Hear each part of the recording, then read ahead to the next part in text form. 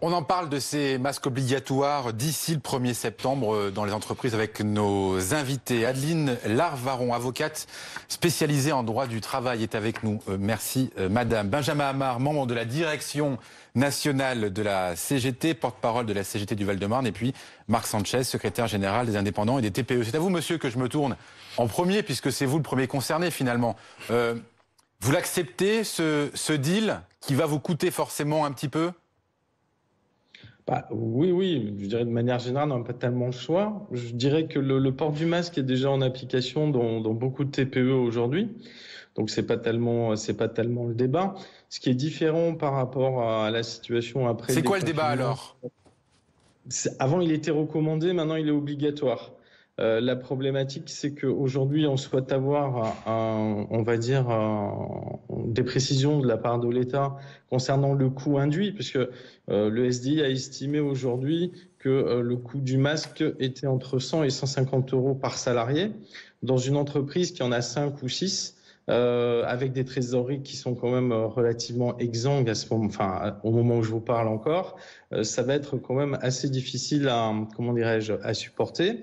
D'autant que il y a déjà des dispositifs mis en place par les régions qui permettent justement d'aider les TPE qui en font la demande au-delà d'un plafond de 400 euros à pouvoir recevoir des indemnisations. Ce qu'on aurait souhaité, c'est éventuellement que le gouvernement soit plus précis. Alors, j'ai entendu dire qu'il y aurait des éléments de réponse qui nous seraient donnés. Mais c'est-à-dire soit plus précis, parce que là, si on comprend bien, il y a quand même un certain nombre d'aides, notamment il y avait l'aide aussi de 5 000 euros pour les petites entreprises jusqu'à présent.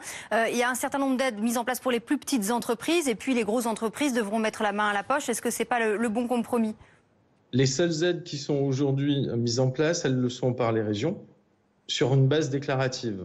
Et quand vous avez des dépenses mensuelles qui sont au-delà de 400 euros par mois. Voilà. Et c'est pas partout pareil d'ailleurs. Donc il n'y a pas d'unification. Oui, mais Marc Sanchez, l'État donne beaucoup. Il y a eu le chômage partiel pendant des mois. Enfin, vous seriez à l'étranger, vous n'auriez pas eu grand-chose durant cette période. Oui, l'État donne beaucoup, mais pas beaucoup aux TPE à aujourd'hui. Si on fait le compte, le chômage partiel, bien évidemment, il bénéficie aux salariés, et tant mieux d'ailleurs, il a préservé beaucoup d'emplois. Mais pour le reste, à part le fonds de solidarité aujourd'hui, on peut pas dire que les entreprises et les TPE aient été aidées. Dans le plan de relance, pour vous donner un exemple, dans le plan de relance qui est prévu aujourd'hui, le 24 août prochain, on va allouer 3 milliards à 1,7 million d'entreprises qui représentent à peu près 4 à 6 millions de salariés. Si vous estimez que c'est beaucoup, on n'a pas la même analyse. Alors, je dis pas, je ne reviens pas sur le fait de dire qu'il faut porter ou pas le masque, il faut le porter. Beaucoup de chefs d'entreprise, d'ailleurs, ont déjà pris la responsabilité de le faire, et même d'ailleurs avant que les masques soient à disposition, entre parenthèses, parce que c'est parfois intéressant de rappeler un petit peu ce qui s'est passé.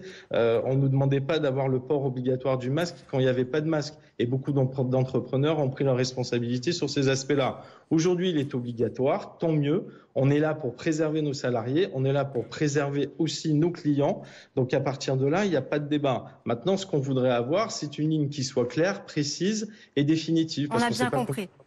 Merci. Adeline Larvaron, je me tourne vers vous, parce que vous